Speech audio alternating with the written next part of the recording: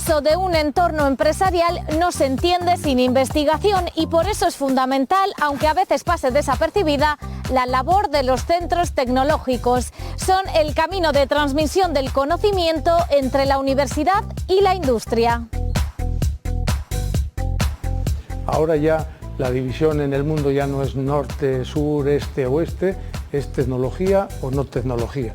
Los que desarrollen tecnología tendrán progreso, sociedad del bienestar, empleos de calidad. Los que no lo generen estarán con empleo precario, poco desarrollo, etc.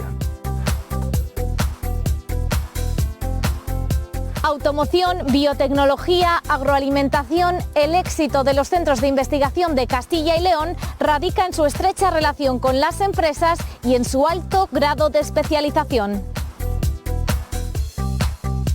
Los esteroides pues, es una familia de compuestos de fármacos muy amplio. De hecho es la segunda familia más grande después de los antibióticos y se utilizan pues, para numerosas aplicaciones. Evaluamos cómo ese producto envejece, qué tiempo de vida útil puede tener, si es estable o no, si microbiológicamente es apto para el consumo o no. Diseñan nuevos productos, buscan materiales alternativos, formas diferentes de fabricarlos y mejoran con sus avances el valor añadido y la rentabilidad de las empresas. Vamos a ver un vehículo que viene, un peatón que sale detrás de un vehículo alto que no puede ser visto. Entonces, la infraestructura identifica al peatón y manda el sistema de alarma por comunicación de corto alcance al vehículo.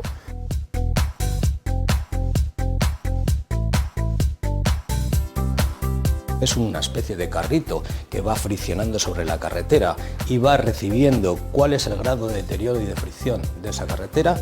Un láser que está midiendo de forma continua y en milisegundos el estado de la carretera. Los centros de investigación se adelantan a las necesidades de la sociedad y a los cambios que se esperan de las empresas. Comienza Hecho en Castilla y León.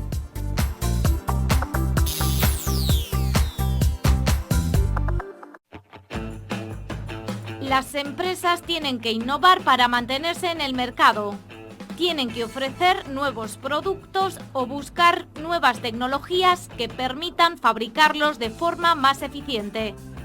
Pero innovar requiere recursos que a veces no tienen, y ahí es donde entran en juego los centros tecnológicos. Su papel será determinante para superar esta nueva crisis económica y adaptarnos a la era digital. Evidentemente este es un momento donde hay muchos retos desde el punto de vista de tecnología. Hay grandes expectativas con los fondos y con el aumento de presupuesto del Gobierno nacional, en principio para fondos de I+D. Partimos de una posición mala, eso es evidente. Somos la quinta economía en la Unión Europea y ocupamos la posición 18 en gasto de I+D en España, que incluso estamos ahora mismo por detrás de Grecia y de Polonia. Es decir, que realmente no tenemos una buena posición. A nivel de Castilla y León, es verdad que a nivel nacional estamos por encima de la media de PIB, que está a nivel nacional en torno al 1,2. En Castilla y León estamos ligeramente por detrás de Cataluña, ligeramente por debajo del 1,5 y en una quinta posición nacional, que podría parecernos razonable, pero es que estamos en el 1,40 y algo frente al 3,4 que está Suecia, que es quien lidera el gasto de I+D a nivel europeo. Entonces, tenemos que hacer un enorme esfuerzo. Ahora ya la división en el mundo ya no es norte, sur, este, oeste, es tecnología o no tecnología. Los que desarrollen tecnología tendrán progreso, sociedad del bienestar, empleos de calidad. Los que no lo generen estarán con empleo precario, poco desarrollo, etc. Los forman instituciones públicas, entidades educativas y empresas privadas y tienen como objetivo investigar y transferir su conocimiento al entorno. El Instituto Tecnológico de Castilla y León es uno de los más veteranos de la región. Si en algo se caracteriza este centro tecnológico es en la proximidad a la industria. Tenemos un buen conocimiento del sector industrial, de varios de los sectores industriales. No somos un centro vertical, no trabajamos solo en una disciplina, trabajamos en tecnologías que pueden ser horizontales y por tanto tenemos presencia en el sector auxiliar de automoción, en agroalimentario, bienes de equipo, energía, etcétera. Tocamos muchos sectores.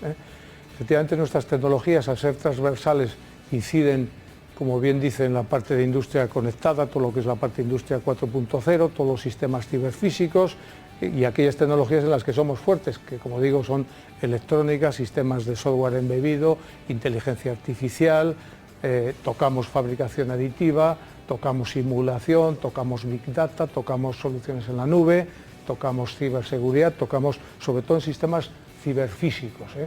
Aquí tenemos un robot de pequeña capacidad, eso que llamamos cobot, que son pequeños robots para pequeñas operaciones que trabajan en un campo de acción conjuntamente con personas. Tenemos una pulsera que es la que lee los movimientos, es decir, el robot puede tener una serie de tareas programadas, pero si interfiere en la zona de trabajo un operador, cambia automáticamente esa rutina o incluso se reasigna. Son sistemas ciberfísicos, interactúan personas y equipos. Esto es una realidad que es imparable. Esto no va a destruir empleo, simplemente va a cambiar empleo, va a exigir mayor cualificación de los trabajadores y habrá que trabajar en eso. En el tejido industrial de Castilla y León tiene mucho peso la automoción, que también está viviendo un importante punto de inflexión en su historia. Es punta de lanza en la innovación en todo lo que tiene que ver con el transporte, la Fundación Cidaut. Estamos en un momento especialmente activo en lo que es la evolución tanto de los sistemas de motorización a través de electrificaciones de distinta envergadura, desde microhíbridos, híbridos, eléctricos totales, vehículos de hidrógeno, que no dejan de ser un paso más que el vehículo eléctrico, y también desde el punto de vista de seguridad. La automatización de la conducción está suponiendo un salto importante respecto al concepto que teníamos hasta hace poco de seguridad activa y seguridad pasiva. Hace unos años teníamos la ayuda que nos decía si el coche si estábamos en el carril o no, ahora ya nos mantiene él dentro del carril, nos avisaba si íbamos demasiado rápido, después nos mantenía la velocidad a un nivel determinado y seguimos dando cada vez un pasito más. Lo que antes era mantener la velocidad, ahora ya no solo la mantiene, sino que si tenemos un vehículo delante, frena para adecuarse a esa velocidad. Pues esos pasitos que vamos dando poco a poco están haciendo que avancemos hacia la automatización de la conducción. A investigar todos estos cambios, es a lo que os dedicáis aquí, pues para ir dando pistas a la industria de por dónde tiene que ir. Exacto. Hay una serie de tecnologías que son absolutamente necesarias para poder abordar estos cambios, como es conocer el comportamiento de los materiales, avanzar en los sistemas de inteligencia artificial, visión artificial, integración de las señales que nos ofrecen distintos sensores, y eso es lo que hacemos dentro de este proyecto de cara a dar solución a problemas de hoy en día y estar preparados para seguir dando soluciones a los que vayan surgiendo, que surgirán. Aunque participan en proyectos de investigación nacionales e incluso a veces europeos, los centros tecnológicos se ubican cerca de las industrias con las que comparten actividad e intereses. Básicamente trabajamos con microorganismos. Inbiotech surge pues, en León como era lógico desde el punto de vista microbiológico. Existían pues, fábricas como antibióticos, de producción de antibióticos, de penicilinas y de sus distintos derivados, pero bueno, poco a poco lo que se ha ido viendo es que los microorganismos están en muchos sitios. Podemos trabajar con microorganismos en más sectores. De hecho, ahora mismo trabajamos en el sector pues, agrícola, ganadero, forestales. Hay una serie de microorganismos bueno, pues conocidos en el mundo de la investigación y vosotros os dedicáis bueno, pues a jugar, entre comillas, con ellos para conseguir distintos objetivos, materiales, procesos industriales. Sí, básicamente es eso, lo defino perfectamente. O sea, nosotros hay una serie de microorganismos que se conocen sus capacidades, que son productores de inmunosupresores, de vitaminas, de colorantes alimenticios, de antibióticos, y lo que intentamos es o mejorar el proceso de producción o conseguir que hagan algún producto nuevo que antes no hacían. Vale, normalmente aplicamos lo que se llama ingeniería genética o ahora como más modernamente se llama biología sintética. Pero luego hay otros sectores en los que no se puede hacer ingeniería genética, pues no podemos trabajar con microorganismos modificados genéticamente. Imagínate todos los sectores productivos de quesos, de leches, todo lo relacionado con alimentación. Vale, entonces ahí lo que se hace es selección de microorganismos o se busca combinaciones de microorganismos, pero sin modificarlos genéticamente. Simplemente son los mismos que ya existen, vale, intentando buscar cepas que producen un poquito más o que hacen que algo se acidifique menos o que tenga un mejor sabor o que le dé un color mejor. El Instituto Tecnológico de Castilla y León está en Burgos, la Fundación Cidaute en Valladolid, el Instituto de Biotecnología en León y en Palencia el Instituto Tecnológico Agrario. El campo también necesita I+D+I. Bueno, tenemos 3 líneas muy claras. La primera de ellas es el laboratorio, esta herramienta que veis aquí, este centro en el que lo utilizamos para dar servicio a los agricultores para que ellos puedan gestionar mejor sus explotaciones. Por otra parte tenemos el departamento de I+D más agronómico y agroalimentario, en el que desarrollamos proyectos vinculados sobre todo con la agricultura, la agroalimentación y el medio ambiente. Tenemos desarrollos muy concretos a nivel de desarrollos de nuevas variedades, fertilizantes, y tenemos campos muy concretos, pues, por ejemplo, el uso del ozono en la agricultura, ¿no? El uso de un sistema de ozonificación que permite reducir los daños en los cultivos. Y por último tenemos una tercera rama que es la formación, ¿no? También creemos que es muy importante desde el centro trasladar al resto de la sociedad, al resto de instituciones y entidades, todo el conocimiento que desarrollamos aquí, todos nuestros desarrollos y toda nuestra innovación. Están muy especializados en automoción, biotecnología o agricultura, pero sus avances tecnológicos tienen múltiples aplicaciones cotidianas. Tan sencillo como medir pulso, oxígeno, tensión, peso, glucosa, temperatura. ¿Quiere decir que los propios pacientes podrían recoger estos datos de forma periódica? Sí, de hecho, una de las pruebas de más duración que hemos hecho ha sido 1 año en un ayuntamiento de Burgos, próximo a la capital, donde un grupo de mayores, todos de más de 80 años, tenían estos dispositivos, se les formó brevemente, eran capaces de identificar sobre esta tablet cuál era la medida que querían hacer cada día, dar a enviar, esos datos los recibe en una plataforma el médico analiza los datos cuando están fuera de rango, cuando salta una alarma y toma las decisiones que tenga que tomar. Pero también además tenemos un sistema de predictivo basado en una serie de modelos propios que nos permite ver combinaciones de variables que, aunque todas las variables estén dentro de rango, determinadas tendencias de combinaciones de variables nos puede predecir algún comportamiento anómalo. Esto podría solucionar, bueno, pues un problema importante que tenemos en esta comunidad con tanta población mayor tan dispersa en tantos núcleos rurales, ¿no? Evidentemente somos una comunidad muy dispersa, con una población envejecida y que requiere muchos recursos sanitarios. Cuando necesiten desplazarse a un ambulatorio o a un centro a hacerse pruebas, automáticamente se generará la información y esto será necesario, pero no necesariamente cada día o cada un número de visitas muy superior y más en este tiempo con el riesgo de contagio que esto supone.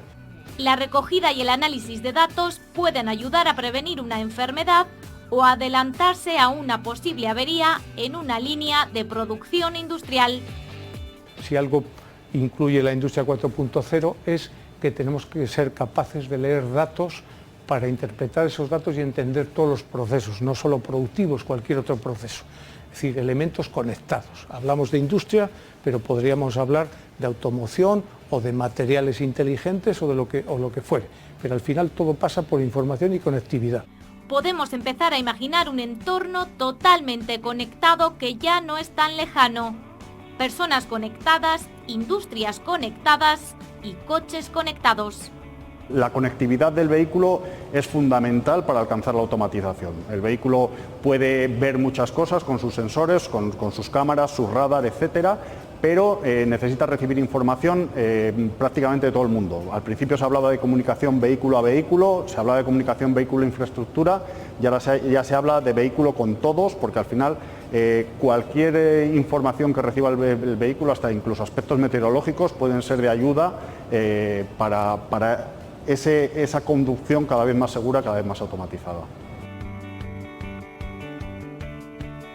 Vamos a ver un vehículo que viene, un peatón que sale detrás de un vehículo alto que no puede ser visto. Entonces, la infraestructura identifica al peatón y manda el sistema de alarma por comunicación de corto alcance al vehículo.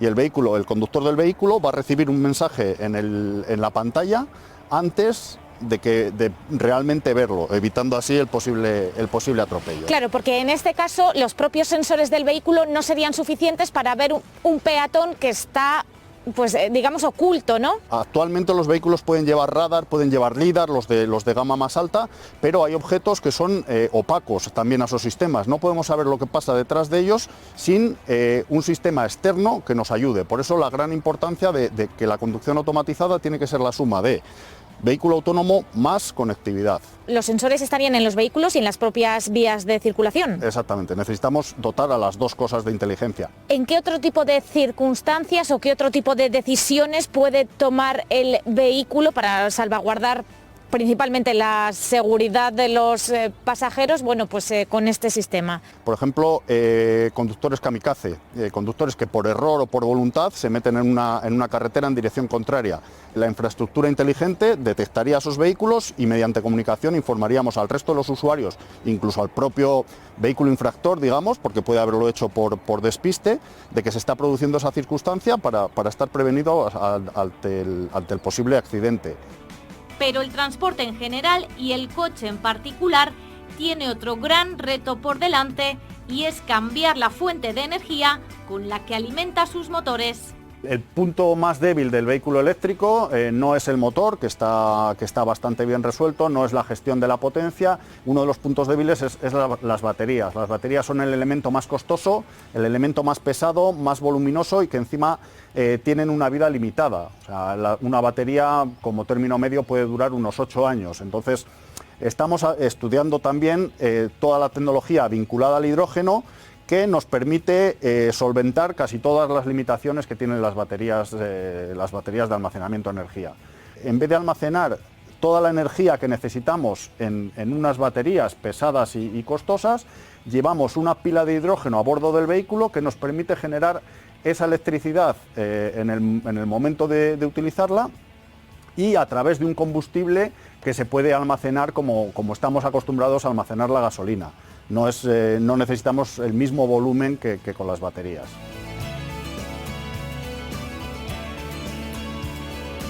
El hidrógeno es un gas combustible que tiene un alto poder calorífico, pero que no es nuevo. El hidrógeno se utiliza muchísimo en la industria como materia prima, pero ahora el interés está en utilizarlo como combustible y sobre todo que sea renovable, que proceda de fuentes renovables. El hidrógeno no es un compuesto que tengamos libremente en la naturaleza, sino que tenemos que fabricarlo partiendo de moléculas que tienen hidrógeno en su propia composición. Entonces existen distintos procesos para poder obtener el hidrógeno y principalmente hay dos procesos que son los que más se utilizan en la actualidad. Uno de ellos es la electrólisis, que es la electrólisis principalmente del agua, en el que cogemos una molécula de agua y mediante la aplicación de electricidad rompemos esa molécula y obtenemos el hidrógeno por un lado y el oxígeno por otro. Y ese hidrógeno es el que ya podemos utilizar posteriormente en una pila de combustible en una aplicación. Y luego hay procesos que se llaman procesos de reformado con vapor, en el que ya moléculas un poco más complejas que el agua, que también tienen carbono y tienen otros compuestos, mediante una reacción catalítica, una reacción química, también la rompemos y nos quedamos finalmente con hidrógeno después de una serie de procesos. Entonces, ahí ya tenemos el hidrógeno producido, que es el que posteriormente podemos utilizar en las aplicaciones de movilidad o cualquier otras aplicaciones. Claro, como has comentado que tiene mucho poder calorífico y energético, bueno, pues podemos entender que con poquita cantidad de hidrógeno podemos conseguir mucha energía. Sí, eso es. Al final el hidrógeno es el combustible que más poder energético tiene. Entonces es la gran ventaja que presenta el hidrógeno en las aplicaciones de automoción, que muy poca cantidad te va a dar una gran cantidad de energía. Estamos hablando de que 5 kilos, 6 kilos de hidrógeno pues te permiten recorrer en un coche 600 kilómetros. CIDAU es un centro tecnológico de referencia a nivel nacional en hidrógeno. Desde hace ya 20 años que trabajamos en tecnologías del hidrógeno. De hecho, la primera pila de combustible que estuvo en España, propiedad del INTA, estuvo aquí en CIDAU en el 2002 en una cocina, dando electricidad y agua caliente a esa cocina, que era un prototipo. Incluso también en temas de movilidad fuimos también pioneros a nivel europeo en hacer el primer desarrollo de pila de combustible en ferrocarril, transformando un tranvía de la línea en una línea de Asturias junto con la empresa FEBE en 2009 para convertirlo en un vehículo propulsado por pila de combustible. Con estas pilas también reducimos quizás la cantidad de baterías o su tamaño o su peso, ¿no?, en el vehículo, que también es importante a la hora de hablar de emisiones. Eso es, un vehículo de pila de combustible es una solución híbrida que lleva pila de combustible y lleva unas baterías también como apoyo, pero el almacenamiento energético lo lleva el propio hidrógeno, con lo cual se disminuye la necesidad de tamaño y peso de las baterías para conseguir una autonomía, ¿no? Con un almacenamiento de 6 kilos de hidrógeno que puede tener un vehículo normal, nos permite recorrer más de 600 kilómetros, con una recarga en 2-3 minutos similar a lo que es un combustible fósil convencional. Todo ello, lo que supone el reto para la industria de la automoción, es trabajar en esa disminución de costes de esta tecnología, también trabajar en esa adaptación del vehículo a esos nuevos componentes dentro del vehículo, tanto en seguridad como en materiales, ¿vale? Y ampliar un poco todo ese nuevo concepto de también tener la logística de repostaje de este nuevo combustible, ¿no?, que supone pues hacer unas hidrogeneras, que son esas estaciones de servicio donde vamos a poder cargar nuestro nuevo combustible. En ningún caso podría llegar a sustituir del todo la pila a las baterías, ¿no?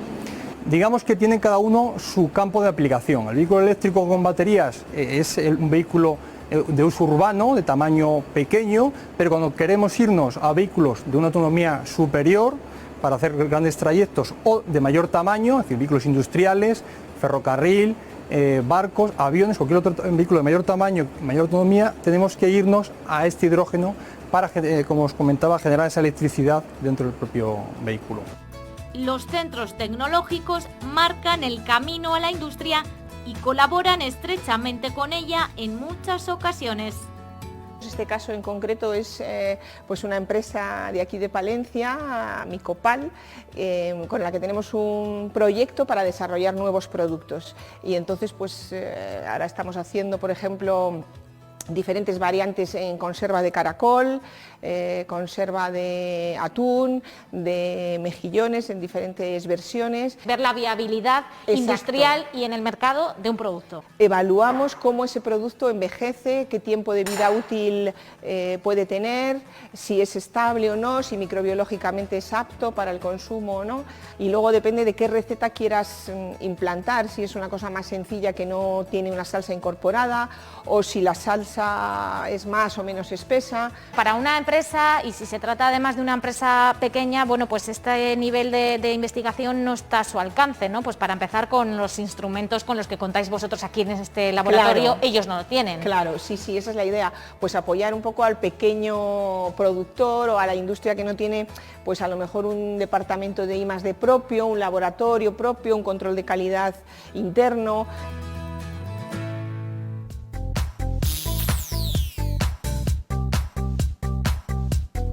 La investigación es el único camino para alcanzar la prosperidad, para combatir enfermedades, para ser competitivos en un mercado global y para alcanzar un auténtico estado de bienestar. Vivimos en un mundo donde no sabemos lo que vamos a poder conseguir. ¿Por qué? Porque no hemos pensado ni todo lo que nos va a deparar y dar la tecnología. En este nivel de conducción autónoma, nivel 4, realmente se va a permitir al ocupante el despreocuparse de la función de conducción. Imaginaros, por ejemplo, un cinturón de seguridad en esta posición, en caso de impacto frontal, va a ser incapaz de retener al ocupante. Entonces ya estamos trabajando en desarrollar nuevos sistemas de retención que realmente puedan protegerle en estas nuevas posiciones que se van a adoptar. Son nuevos enfoques agroindustriales de materias primas y subproductos en la elaboración de una cerveza. Todo lo que es el malteado a partir de cebada y otros cereales, lúpulo, en nuestra zona el lúpulo no se da, en la zona de Palencia no se da, y queremos hacer un pequeño campo de ensayo para ver las condiciones, y reunimos las condiciones climáticas y edafológicas en la zona norte.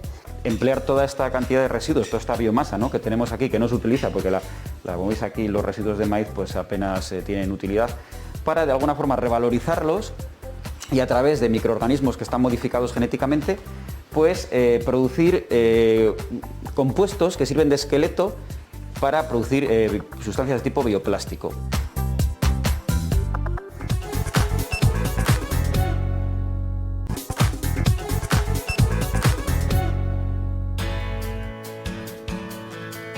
Hoy son protagonistas de nuestro programa algunos de los centros tecnológicos de Castilla y León. Son el eslabón entre las universidades y las empresas y en estas últimas su conocimiento se materializa en innovación y tecnología. Es un ejemplo el proyecto de colaboración entre el Instituto Tecnológico de Castilla y León y la empresa Ascensores Tener. Ellos lo que han hecho es desarrollar su propia electrónica, el propio corazón del ascensor. Y además le miden su corazón, miden su electrónica y se adelantan a cuando les falla el brazo. ¿Por qué? Porque ellos están midiendo continuamente cómo funciona el ascensor. Además garantizan algo que es fundamental, que tienen una trazabilidad completa de su producto. El ascensor, que tiene una de las normativas más rigurosas que existen en las máquinas, garantizan que saben exactamente cuándo lo han puesto, quién lo ha instalado y quién lo ha mantenido. Para intentar explicarlo de una manera sencilla, podemos entender que en este caso el ascensor pues estará dotado con ciertos sensores, vamos a decir, recogiendo estos datos y luego habrá un programa que los interpreta. Exacto. Existen un montón de sensores en el ascensor, como cuando se abre una puerta, se da un botón, sube, se sabe que está llegando a un piso y toda esa información se recoge en lo que se llama un sistema de trazado, un trazador. El trazador va viendo todas las operaciones que tiene el ascensor. Eso permitirá conocer y trazar la información de múltiples ascensores, de miles y miles de ascensores. Es decir, vivimos en un mundo donde no sabemos lo que vamos a poder conseguir. ¿Por qué? Porque no hemos pensado ni todo lo que nos va a deparar y dar la tecnología. La investigación llega a todos los ámbitos económicos y sociales gracias al alto grado de especialización de los distintos centros tecnológicos de Castilla y León. La innovación es tan necesaria en la industria como en el campo. La parte principal de investigación nuestra la realizamos en campo. Ahí es donde ensayamos las diferentes semillas, las diferentes variedades de los diversos cultivos que hacemos y también muchos de los ensayos que hacemos es con fertilización. ¿Pero vosotros también tenéis vuestras propias parcelas y vuestra propia maquinaria? Nosotros tenemos maquinaria propia, fincas no tenemos, siempre nos apoyamos de terreno de agricultores colaboradores. Nosotros tenemos toda la maquinaria indispensable para hacer todos los ensayos, desde la siembra, fertilización y cosecha. Y todo esto para llegar a descubrir, por así decirlo, la variedad que más y mejor se adapte, que mejor rentabilidad dé. Eso es, nosotros tenemos una cantidad cada año de unas 150, 200 variedades diferentes de diversos cultivos y el objetivo nuestro es ver cuál es el potencial de todas esas variedades. Nosotros los ensayos que solemos hacer es buscar siempre el potencial. Para eso buscamos diferentes zonas en Castilla y León y diferentes texturas de suelo con diferentes fertilizaciones para obtener esos resultados óptimos y luego esos resultados poderlos transferir a los agricultores o a las empresas que nos hayan contratado dichos ensayos.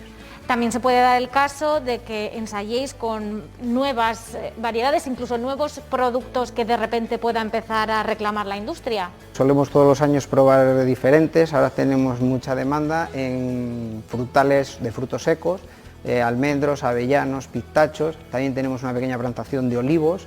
¿Son proclives los agricultores de la zona de Castilla y León a cambiar o a innovar en sus cultivos o les cuesta?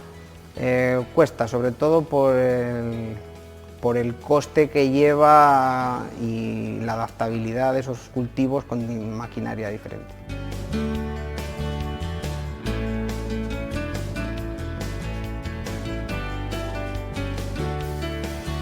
¿Qué es lo que tenéis aquí, Susana?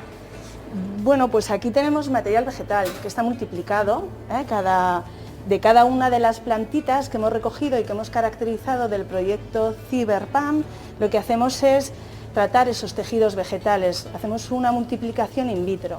El objetivo principal es caracterizar plantas medicinales y aromáticas de la zona de Castilla y León. No es un tipo de cultivo el de las plantas aromáticas o medicinales muy extendido en Castilla y León, ¿verdad? No. Empieza a ver sobre lavandín, pero nosotros queremos ir un poco más allá. No quedarnos en las típicas, en la lavanda y romero, tomillo, sino que recuperar un poco el autóctono de nuestras zonas. ¿Por ejemplo? Pues por ejemplo, ir a ericas, ir a manzanillas, ir a plantas naturales autóctonas de nuestras distintas regiones de Castilla y León. ¿Esto puede tener luego atracción para la industria Claro, que reclame este tipo de plantas? Eso es. Tiene un interés importante porque, bueno, en Castilla y León hay zonas donde el cultivo de cereales u otros es complicado, ¿verdad? Porque son zonas áridas, con suelos pobres, y esto sería una alternativa. Entonces ya sí, nosotros lo que queremos es recuperar esas variedades, multiplicarlas y poder ofrecerlas a los agricultores para que las puedan plantar. El Instituto Biotecnológico de León está especializado en la investigación con microorganismos, presentes en muchos procesos productivos de la industria química y agroalimentaria.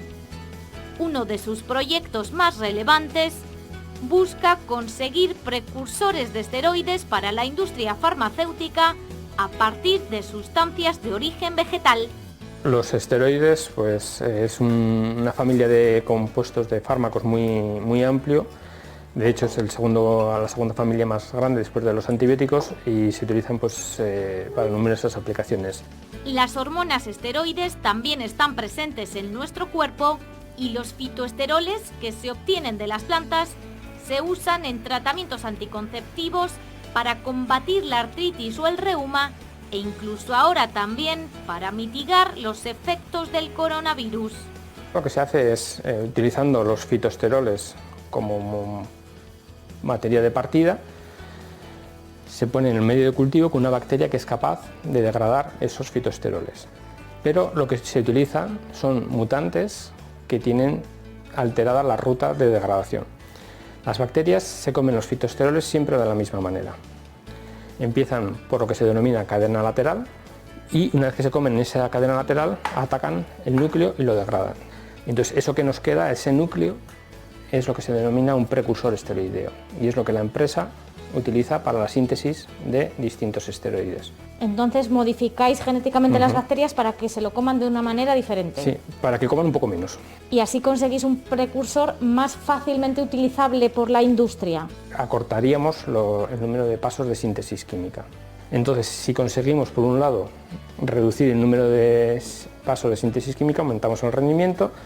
Por otro lado, disminuimos el número de pasos y, por tanto, la cantidad de residuos finales y, a largo plazo, por así decirlo, repercute en el consumidor porque si la empresa lo produce más barato, lo va a vender más barato. Uno de los sectores más innovadores siempre ha sido el de la automoción. Es la industria que más recursos mueve para el desarrollo de nuevos productos y nuevos procesos. El vehículo eléctrico implicará una auténtica revolución en la forma de diseñar y fabricar los coches y la Fundación CIDAUT se prepara para afrontarla.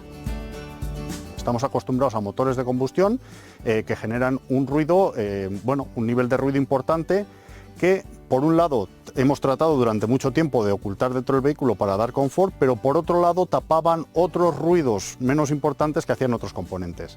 El vehículo eléctrico sigue teniendo el sonido de rodadura, pero el sonido de motor desaparece.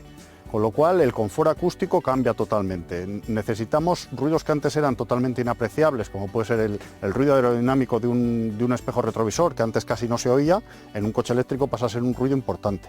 Entonces hay que trabajar mucho todo el tema de acústica y vibraciones, así como hay que trabajar los materiales que se utilizan para que al tener contacto entre ellos, porque en el vehículo tenemos un montón de materiales en contacto, no produzcan ruidos desagradables durante el uso. Materiales compuestos parecidos a los que se emplean en aeronáutica.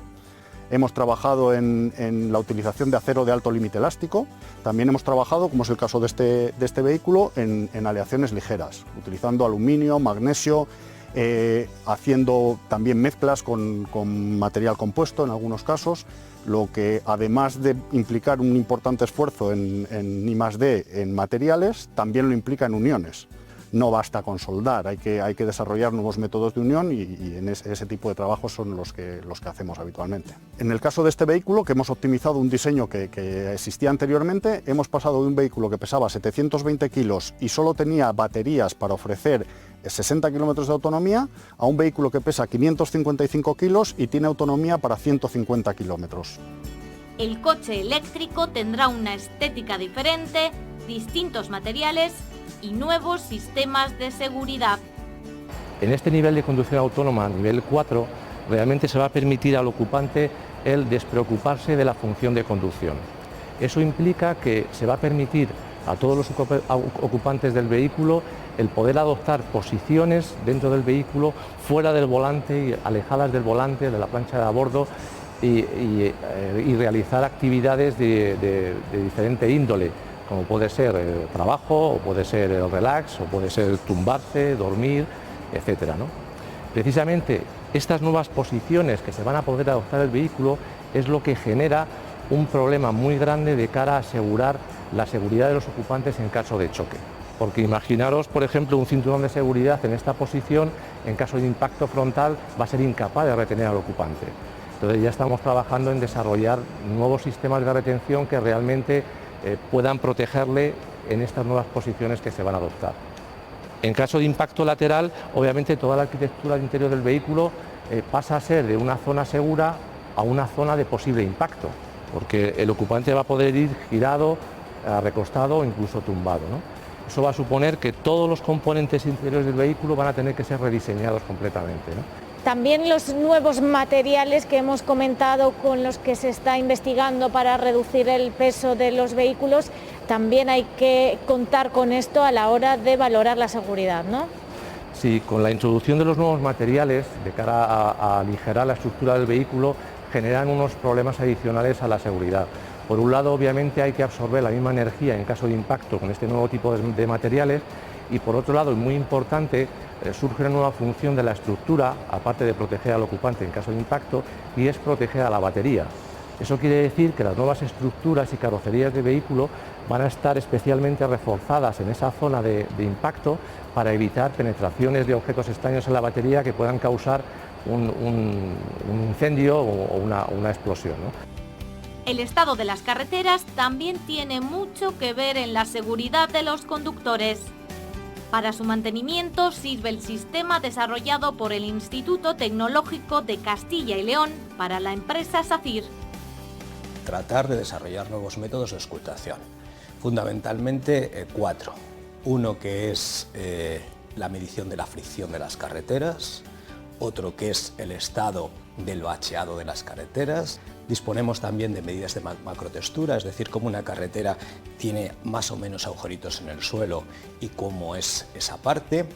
Y después el estado de las señales. Las señales emiten una luminancia y es necesario saber si están en perfectas condiciones o se les ha ido con el tiempo. Conocer el deterioro de la carretera y de que sea sistema automático que lance alertas y diga, es necesario revisar. O sea, tenemos que imaginar un vehículo recorriendo carreteras, recogiendo datos continuamente. Es una especie de carrito que va friccionando sobre la carretera y va recibiendo cuál es el grado de deterioro y de fricción de esa carretera. Un láser que está midiendo de forma continua y en milisegundos el estado de la carretera, y todo se va a visualizar en diferentes planos. Pero no todas las infraestructuras viales se pueden inspeccionar con un vehículo de 4 ruedas. Sus pilotos de drones, que son los que auscultan puentes, auscultan zonas donde son de difícil complejidad, necesitaban una formación a medida. Y para tal fin hemos desarrollado un sistema de entrenamiento de drones. Esto para el mantenimiento y conservación de otro tipo de infraestructuras, más allá de las vías de circulación. Básicamente esto está pensado para puentes y presas. De esta manera pueden sobrevolar con sus drones de manera segura y eliminarse todos los problemas complejos de que tenían que antes montar estructuras para subirse a la parte alta de las columnas, de los sistemas de soporte, y de esa forma conocer que el propio auscultador, el manejador del dron, que aunque tenga su carnet de piloto, es capaz de conducir un dron para esa misión en preciso. Si beben, no conduzcan, ya lo saben, ni siquiera un dron. Pero si lo hacen, les recomendamos, por ejemplo, una cerveza de la tierra.